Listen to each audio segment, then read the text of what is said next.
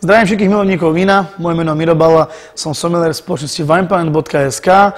Dneska som si pripravil tak veľmi zaujímavú degustáciu tiež vína ako vždy, ale dneska to bude ružové víno z našej trilógie vín, respektíve z našej vlastnej značky, je to víno Rea.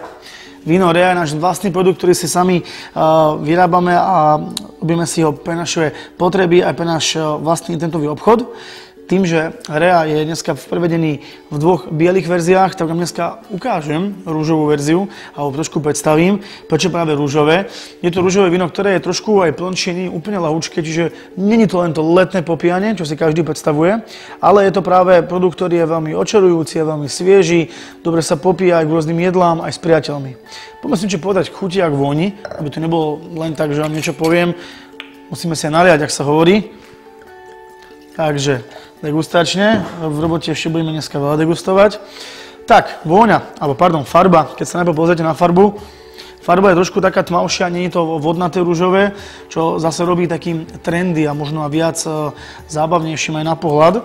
Čo sa týka vône, prvotný nádych, čerešňa, malina, normálne taká domáca torta, ktorú vám robila babka alebo vaša mamina doma. Je to veľmi osviežujúce v aromatike, príjemné, nie je to komplikované, čo je zase dobré, lebo niekedy nehľadáte veľké víno, hľadáte víno, ktoré sa dobre pije.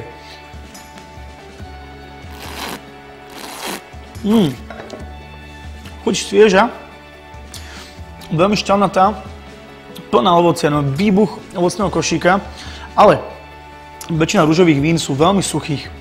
Tento typ rúžového je so zvyškovým cukrom, je to niečo okolo polosladkej kategórie, čiže krásne sa hrá s vašimi chuťovými pohárikmi.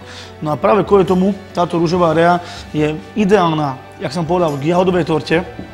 Veľmi dobre si ju možno otvorte aj s nejakou rybou, s rybou a s nejakou orientálnejšou omáčkou alebo celkovo s nejakým orientálnejším jedlom.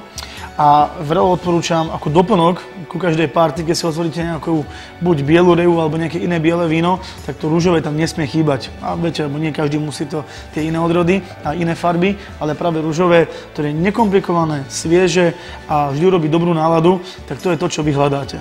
Teda aspoň dúfam. Na zdravie každému, užite si každú fľašu, ktorú si u nás zakúpite. Ďakujem.